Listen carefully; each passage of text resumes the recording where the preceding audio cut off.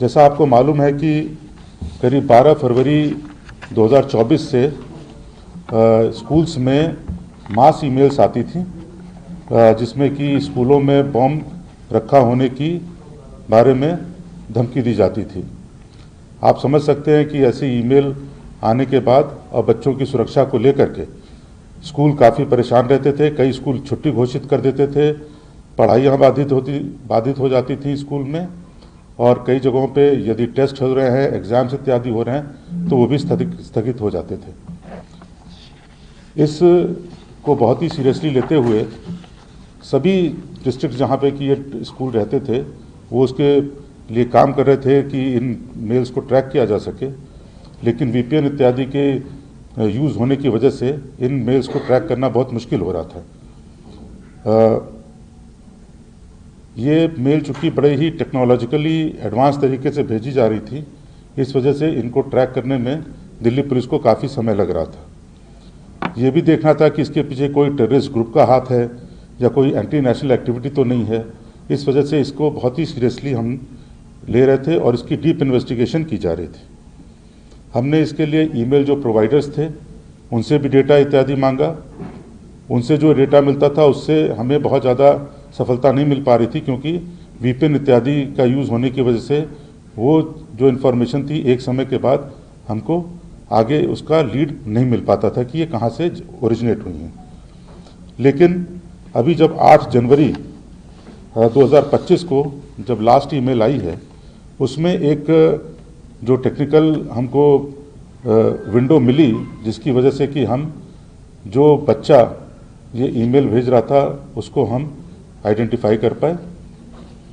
आप समझ सकते हैं कि चूँकि इसमें ये बच्चा इन्वॉल्व था तो इसकी हमारे पास बहुत लीगल लिमिटेशंस होती हैं उनसे पूछताछ इत्यादि करने की। इसलिए हमने उसके जो लैपटॉप है और उसके जो मोबाइल फ़ोन वो इस्तेमाल करता था उसकी हमने फोरेंसिक जांच की, तो हमें पता चला है कि इस बच्चे ने कम से कम 400 से भी ज़्यादा स्कूल्स को ये ईमेल भेजी थी।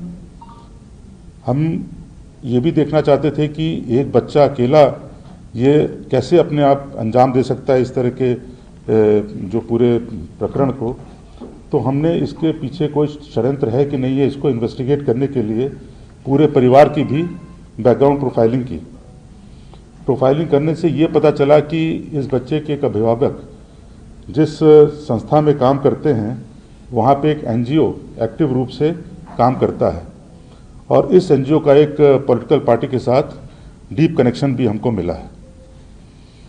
जब इस एनजीओ की प्रारंभिक जांच की गई तो पता चला कि ये एनजीओ एक ऐसे सिविल सोसाइटी ग्रुप का पार्ट है जो कि जैसे अफजल गुरु की हैंगिंग की लेजिटिमेसी को लेकर प्रश्न उठाता है, और अलग अलग मुद्दों पर वो एक पर्टिकुलर पॉलिटिकल पार्टी का हिमायती रहा है, उनका लगातार समर्थन करता है।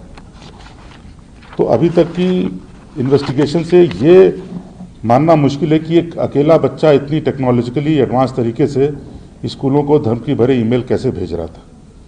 कहीं कोई इसके पीछे किसी पॉलिटिकल पार्टी का सपोर्ट करने वाली एनजीओ का हाथ है। इसके लिए हम पूरे षड्यंत्र की डिजिटल जो है एविडेंस की मदद से जांच कर रहे हैं, और ये भी देख रहे हैं कि इस तरह से दिल्ली का माहौल ख़राब करने के लिए और लोगों को परेशान करने के लिए कोई राजनीतिक रूप से प्रेरित होकर तो इस घटना के पीछे नहीं है। तो इन सब की हमको अभी गहन जांच करनी बाकी है, अभी और भी इसमें जांच जारी है, हमारी तफ्तीश अभी इसमें मुकम्मल नहीं हुई है।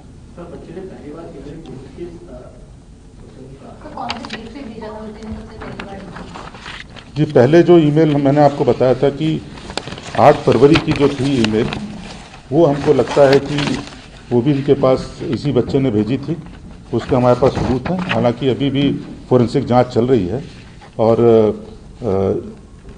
अभी इसकी पुष्टि होनी बाकी है, लेकिन 1 मई की ईमेल ये हमें 100% मालूम है कि उसी ने भेजी थी। अभी आपने देखा होगा कि मीडिया में प्राप्त समाचारों के अनुसार और जिसमें दिल्ली पुलिस ने अभी एक प्रेस कॉन्फ्रेंस भी की है और एक बहुत ही गंभीर, संवेदनशील, खतरनाक और रहस्यपूर्ण तथ्य प्रकाश में आए हैं। आप सबको ध्यान होगा, चंद महीनों पहले की बात है और चुनाव के दौरान भी और चुनाव के बाद भी दिल्ली के तमाम स्कूलों में बम धमाके की कई कॉल्स आई थी, ईमेल्स आए थे। जांच के बाद आप सोचिए कि इससे कितना भय और तनाव का वातावरण अभिभावकों और पूरे दिल्ली की जनता के मध्य उत्पन्न हुआ। यद्यपि बाद में उसमें कुछ भी नहीं पाया गया। फिर जब इस विषय की गहनता से जांच की गई और यह ट्रैक करने का प्रयास किया गया कि ये ईमेल्स कहां से आ रहे हैं, तो बहुत ही आश्चर्यजनक तथ्य प्रकाश में आया कि मूलतः यह ईमेल एक ऐसे व्यक्ति के द्वारा आ रहे थे जो अल्पवयस्क है।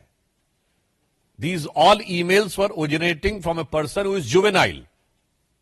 और आप समझिए उसने कई 100 स्कूलों को इस प्रकार की फर्जी कॉल्स किए। इसके बाद जब जांच में उनके लैपटॉप और अन्य फोरेंसिक चीजों की जांच की गई और इस बात की पुष्टि हुई, तो और भी गहरा तथ्य प्रकाश में आया कि उसके परिवार के लोग और उसके अभिभावक ऐसे कुछ एनजीओ से जुड़े हैं जो कि इस प्रकार की गतिविधियों में पूर्व में संलिप्त रहे हैं, जिन्होंने अफजल गुरु की फांसी का विरोध किया है और ऐसी तमाम गतिविधियां जो कानून व्यवस्था की दृष्टि से राष्ट्र की सुरक्षा के लिए घातक मानी जाती हैं, उन गतिविधियों के समर्थन की बात आई है। अब इससे गहराई इसलिए बढ़ रही है कि क्या कोई अल्पवयस्क बालक अपने मन से कर रहा है, इसका मतलब उसे शिक्षा कैसी दी जा रही है।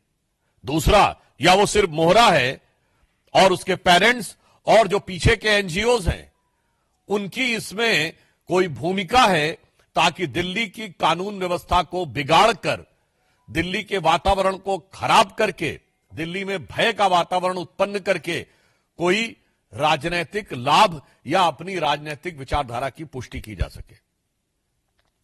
अब जो समाचार उपलब्ध हैं, जो जानकारियां उपलब्ध हैं, उससे बहुत गहरा संदेह हो रहा है, क्योंकि हम सभी जानते हैं कि दिल्ली में आम आदमी पार्टी का बहुत गहरा संबंध न सिर्फ तमाम ऐसे अवांछित एनजीओ से रहा है और तमाम ऐसी गतिविधियों से रहा है जो अफजल गुरु की हैंगिंग और देश विरोधी तमाम गतिविधियों में लिप्त रहे हैं। आप सभी को ध्यान होगा कि फरवरी 2015 में जो टुकड़े टुकड़े होंगे का नारा लगा था, वो अफजल गुरु की बरसी के ऊपर था और जिसकी फाइल को महीनों तक आम आदमी पार्टी ने बचा के रखा था। इसलिए अब यह रहस्य गहरा रहा है कि वो एनजीओ कौन है, वो एनजीओ के लोग कौन हैं, उनका आम आदमी पार्टी से कोई संबंध है क्या? क्योंकि यह बात हम ऐसे हवा में नहीं कह रहे हैं। आम आदमी पार्टी की मुख्यमंत्री आतिशी मरलेना जी के दोनों पेरेंट्स ने अफजल गुरु की क्लीमेंसी के पिटीशन का समर्थन किया था, तो यह बात सीधे संबंध जुड़ता हुआ दिखाई पड़ रहा है। यानी वहां के सर्वोच्च नेतृत्व के साथ, और उस जमाने में याद करिए वो सब लोग, प्रशांत भूषण, शांति भूषण, अन्य ने बहुत सारे लोग थे, आप बड़ी लंबी लिस्ट है, वो सब उस समय आम आदमी पार्टी के सदस्य थे। यानी आम आदमी पार्टी का एक संगठन के रूप में उनके साथ संबंध बहुत साफ दिखाई पड़ रहा था। तो अब ऐसी जानकारी लगती है और यह ऐसा ही गहरा संदेह आता है जो पुष्ट होता हुआ नजर आता है कि क्या इस चीज में आम आदमी पार्टी का या उनसे जुड़े एनजीओ का कोई संबंध है। केजरीवाल जी आकर तमाम बार अनाप शनाप बातें, अनर्गल मिथ्या बातें कर जाते हैं। आज उनसे मैं साफ साफ शब्दों में पूछना चाहता हूं कि आम आदमी पार्टी आकर स्पष्ट करे कि ये जो भयानक और खतरनाक तथ्य उभर के सामने आया है, इसके पीछे जो मैकेनिज्म नजर आ रहा है, चूंकि उन लोगों का सीधे वैचारिक सामने आपसे नजर आ रहा है, तो आपसे उनका क्या संबंध है, आपको सीधे आकर स्पष्ट करना चाहिए दो टूक शब्दों में। और उसके साथ साथ यह भी सवाल है कि अगर अल्पवयस्क बच्चे ये कर रहे हैं, तो ये जो भी सो कॉल्ड एनजीओज हैं, जो मेरे विचार से देश के लिए खतरनाक काम कर रहे हैं, और इनका जो आम आदमी पार्टी के साथ पुराना स्थापित संबंध रहा है, वो देश के नौनिहालों के मन में किस प्रकार का जहर भर रहे हैं और उस जहर के कितने घातक प्रभाव आने वाले समय में पड़ सकते हैं। इसलिए हमें इन सारी चीजों का सीधा, स्पष्ट और सपाट जवाब आम आदमी पार्टी से चाहिए कि इस प्रकार की जो घटना हुई उसमें जो लोग संलिप्त हैं उनसे आपका क्या संबंध है, और उस प्रकार के लोगों के साथ आपके पूर्व में स्थापित संबंध रहे हैं, आपकी मुख्यमंत्री के परिवार तक से वो लोग संबंधित रहे हैं जिन्होंने इस प्रकार की गतिविधियों का समर्थन किया था।